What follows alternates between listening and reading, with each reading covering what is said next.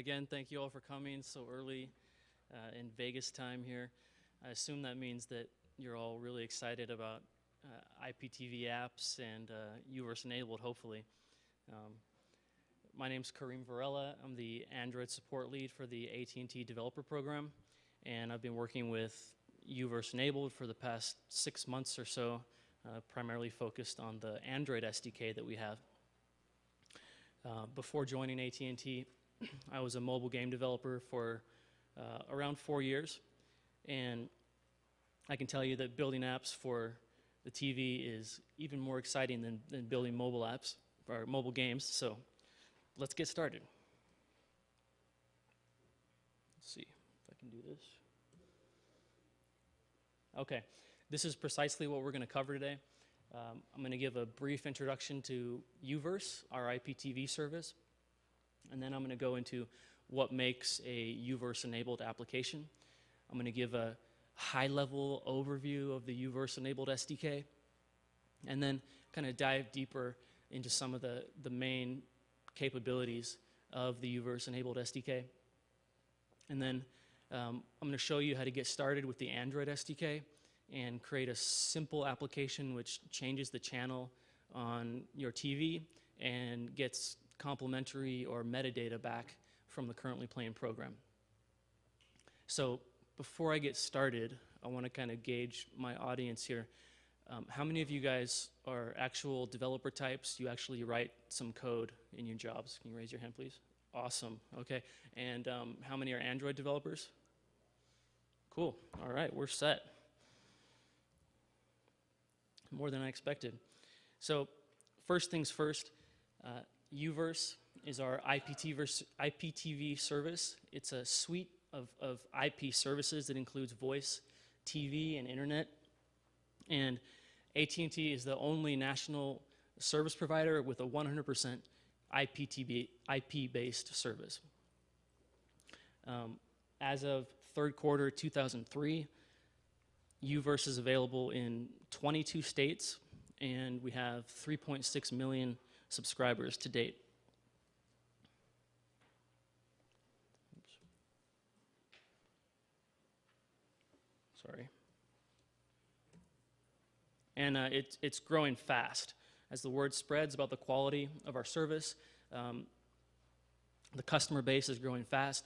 We've been the top-ranked service in terms of customer satisfaction by J.D. Power and Associates for the last 3 years or more.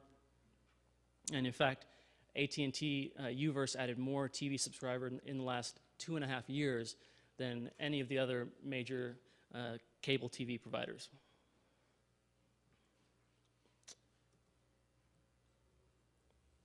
All right, so what are UVerse-enabled apps?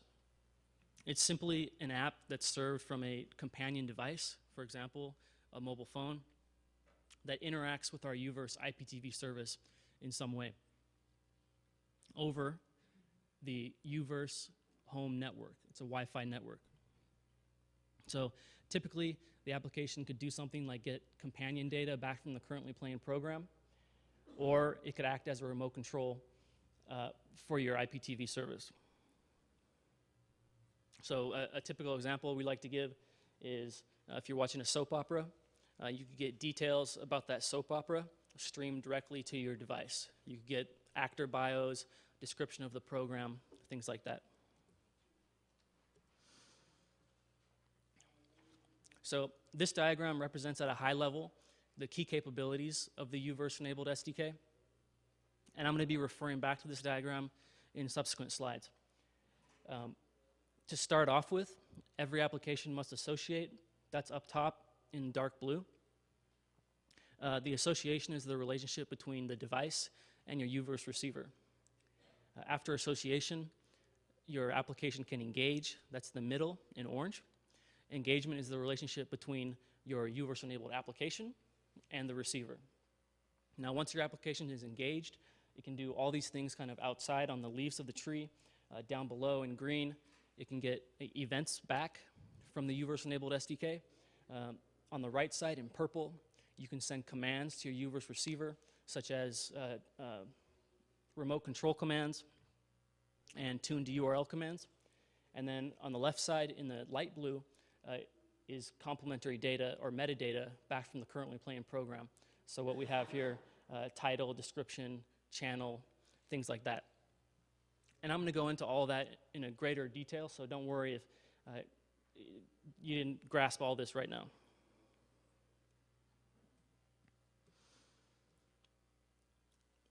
So first off, association. Again, that's the relationship between your mobile device and your receiver. And it's the first step that any UVerse-enabled application must do. After your application is associated, it's then eligible to engage. What is engagement? No, we're not talking about getting married here. Engagement is the relationship between your UVerse-enabled application and your receiver.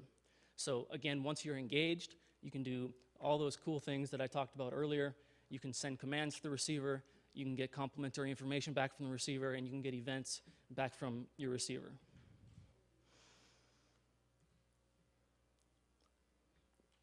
So there are a few types of events you can get back from your receiver.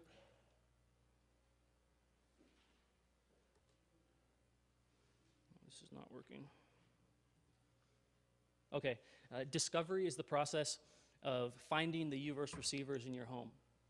So upon discovery, you can get events back, such as discovery failed, discovery complete.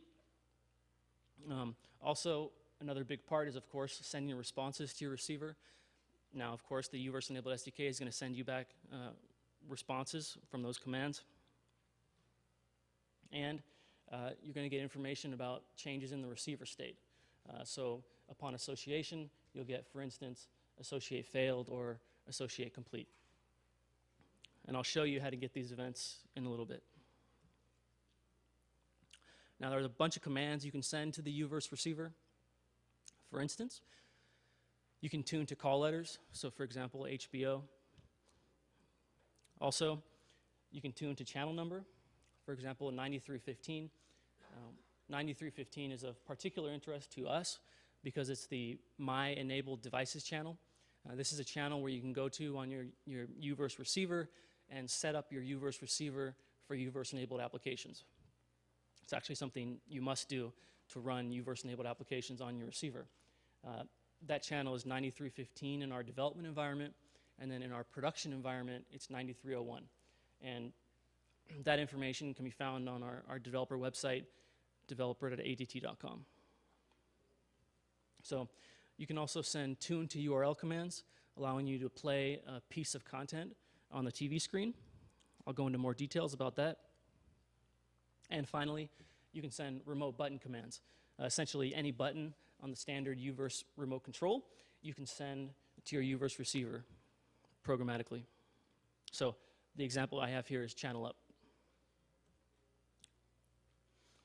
Okay, finally, the last piece of key functionality I'm going to talk about here is getting complementary data.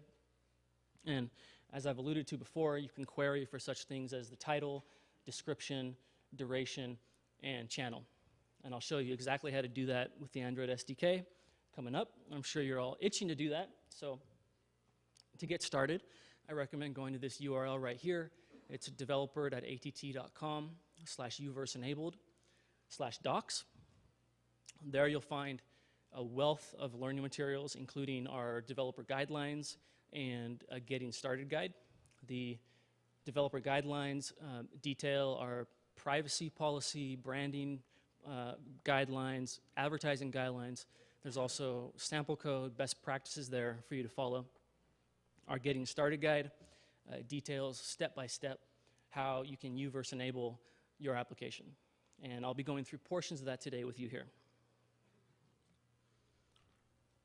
So after you've learned about UVerse enabled, you're going to want to go download the SDK.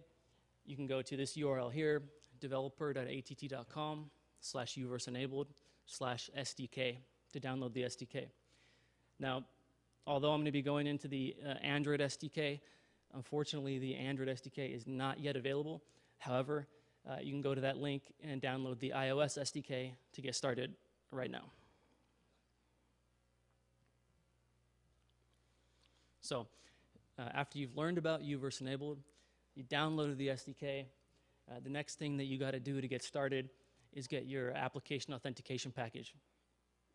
In the next slide, I'm going to explain exactly what the application authentication package is. But for now, let me just tell you how to get it. You go to our developer portal, developer.att.com. Make sure you're signed in, which means you have to create an account. And then go to your developer dashboard. And then this link right here, manage your AT&T UVerse-enabled applications. That will take you into our application management tool where you can request your application authentication package. So why do you need an application authentication package, or AAP? Well, it's necessary to associate with your UVerse receiver. It's necessary to connect to our back-end UVerse-enabled systems. What is it? Well, it's a unique cert that's tied to your application name and your application version. So what does that mean? Well, that means every time you increment your application version, you got to go get a new AAP from us. In addition, it's tied to your development environment. So while you're developing, you're going to need a development application authentication package. Before you release your application to production, you're going to have to put a production application authentication package in it. You can think of it as a certificate that allows you to connect to our systems.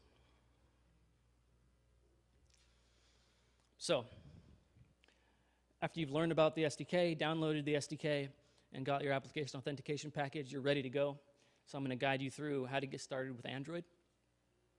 I'm glad that most of you are Android developers, but if there are any noobs here, I'll just go over how to set up your Android project.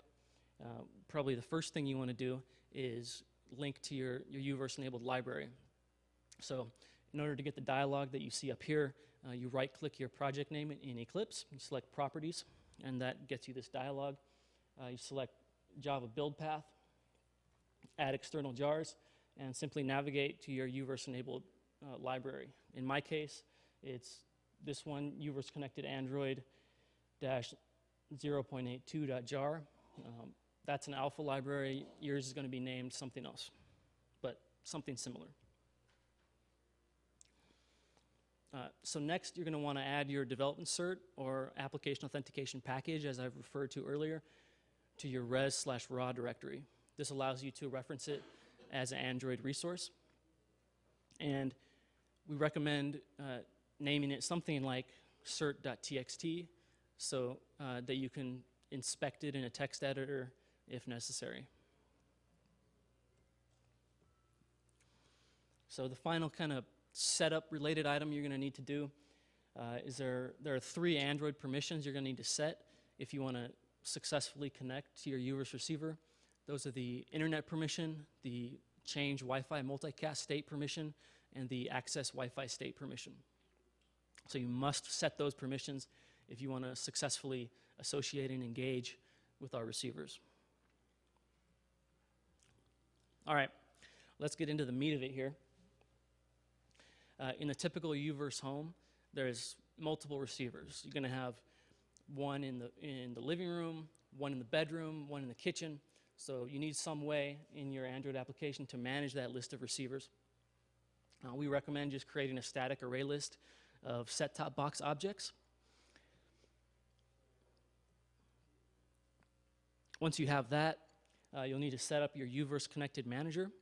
You can think of your UVerse Connected Manager as your centralized control point for the UVerse-enabled SDK.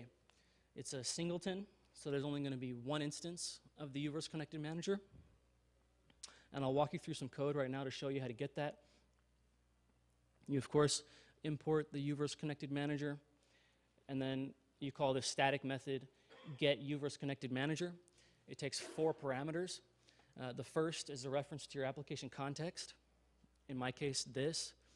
The second is an auth token, which you don't need to worry about. It's primarily for internally developed AT&T apps. You, as third-party developers, don't need to worry about that auth token. The third parameter is a string. It's a device ID, and it can essentially be anything you want. And the fourth parameter is, of course, a reference to your application authentication package. So in my case, I called it cert.txt, so I refer to it here as r.raw.cert. The last piece of setup-related item you'll need to do here is set your server address. As I mentioned before, we have a development environment and a production environment. So for the development environment, you want to set your server address to server.dev1 or something similar. We have a few different development environments. For production, you'd set it to something like server.prod. We also have a set server address method that takes a string in case you need to enter a custom URL there. All right. Now you're ready to initiate discovery. Discovery means finding the UVerse receivers in the household. So the start discovery method takes a UVerse connected listener. Through the UVerse connected listener, you can get those discovery events that I talked about earlier, such as discovery failed or discovery complete. And those come back through the callback method here on discovery state changed. In addition, the UVerse connected listener also has an on library error. There you'll get errors back. Also, upon successful discovery, you'll get an iterator of set-top box objects back to on STB list ready. And I'm going to show you some code. I'm going to show you how you could code up that method in the next slide here. So basically what this code does is it iterates through that list of set-top box objects that you get and remembers those set-top boxes who you're eligible to connect to. So I'll walk through it. The first line there sets up your array list of set-top box objects. Most likely you already have some global or static variable with that code, but in case you need to see it, there it is. Then while you still have more receivers in your iterator, you want to check the UVerse mode. If the UVerse mode is not closed, then you want to remember that receiver and add it to your discovered receivers list. The discovered receivers list is going to have those receivers which you're eligible to connect to. Also, one other point worth mentioning, you can call start discovery as many times as you wish. If there's a start discovery that's already running, when you call start discovery, the existing start discovery will be canceled.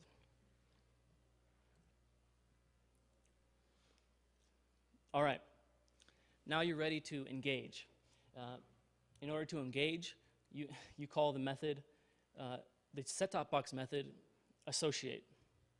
Now, if you're confused that we're talking about engagement here, but the method is called associate, well, you're justifiably confused. Right now, in this alpha version, the engage method is not named correctly, and so hopefully we'll get that fixed in a future version. But for right now, the method is called associate, and you pass into it an STB listener. The STB listener is what gives you events and information back about your set-top box. So another point worth mentioning here is the get last enabled STB method.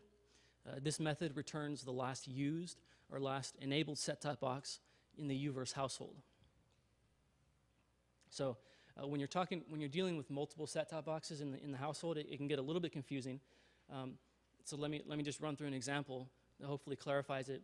If you have application A talking with set-top box A in the living room, and then application B engages with set-top box B in the bedroom, and then application A comes back and calls this method get last enabled STB, well, it returns set-top box B in the bedroom. So it's something to be aware of when you're writing these apps. You always have to be cognizant of the fact that there are multiple receivers in the UVerse home.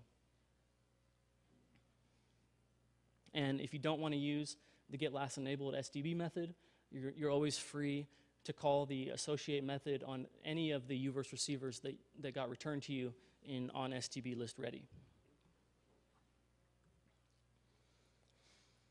All right, all the hard stuff is over. It's all downhill from here. I'm going to show you how to create and send a remote control command here. It's pretty simple.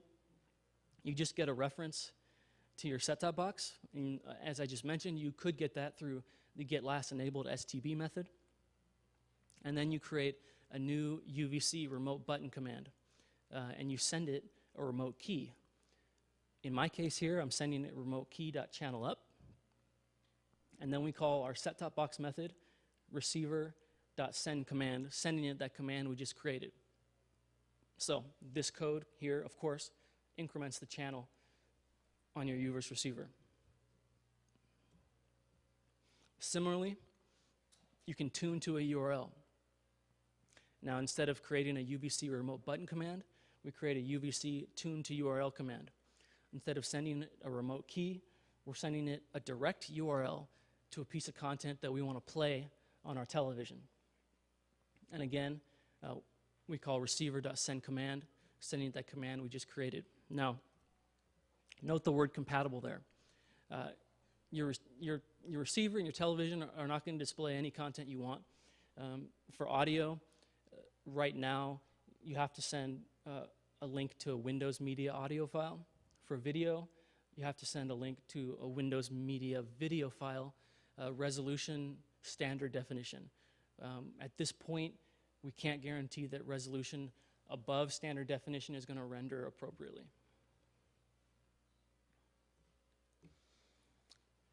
So, the last piece of code I'm going to run through here, receiving complementary or metadata back from the currently playing program.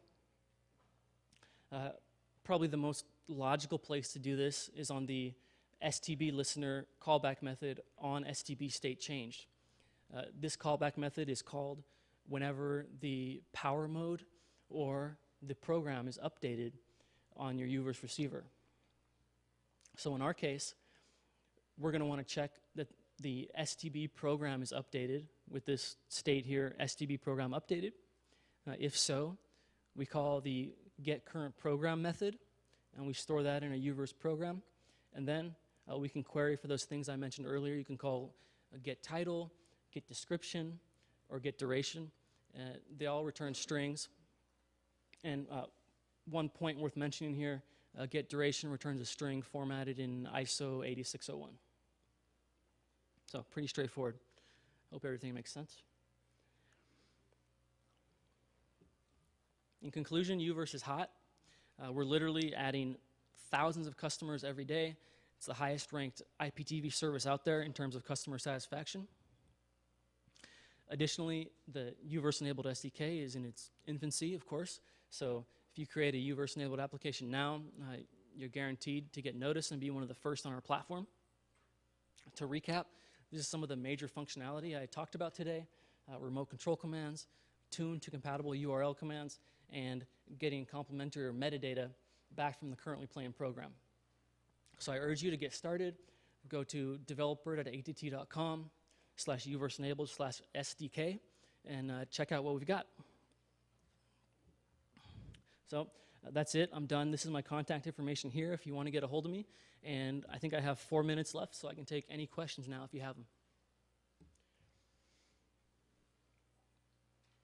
Yes, sir.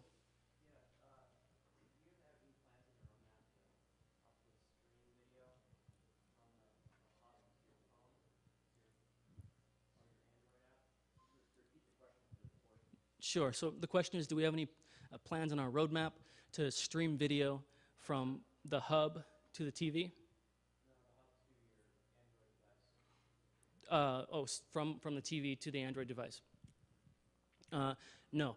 The UVerse-enabled SDK, the companion device, the mobile device in general, acts as the server.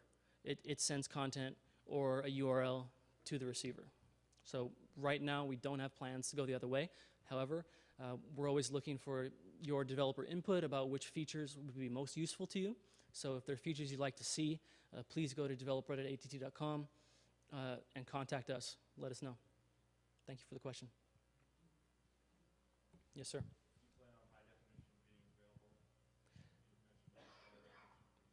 Yeah, so right now, the question was, do we plan on high definition being available? Right now, we can only guarantee with 100% surety that standard definition videos will play. However, some high definition video will play. We just haven't worked out all the kinks in it, so that's definitely in the roadmap. Is there a way to develop without signing up for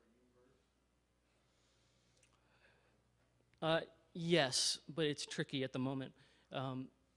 The easiest way, of course, is if you're in the uVerse footprint, which unfortunately is only in 22 states.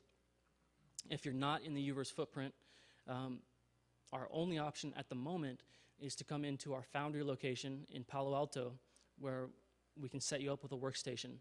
So you can send some developers there, and they can crank out some apps. They would have to come into Palo Alto, correct. We are working on some remote access solutions. However, they're still in the works. Yes, sir? So the connection between the phone and the uVerse set-top box, does it only work over local Wi-Fi, or does it also work remotely, so over 3G or? So the question is, does the connection from the phone to the set-top box only work over Wi-Fi, or does it also work over the cellular network? The answer is yes, it only works over Wi-Fi. It's an in-home network solution.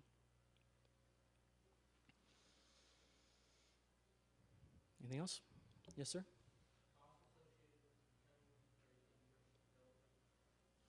So in order to sign up for our APIs in our developer program, there's a one-time fee. Right now, it's $99. Not only does that get you access to uVerse enabled, it also gets you access to all of our other network APIs, including SMS, MMS, carrier billing, device info, location. I'm probably missing a few as well. Yes, sir? It's hard to say at the moment. We're still working out some kinks. Not in the next couple months. That's all I can say. Yeah. Right now we're supporting Android 2.2 and above. Yeah.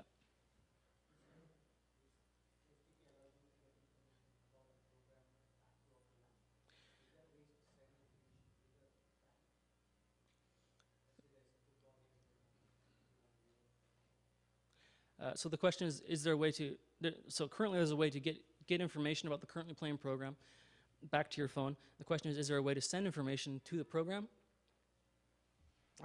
No, there's no way to kind of integrate that into your uVerse viewing experience at the moment.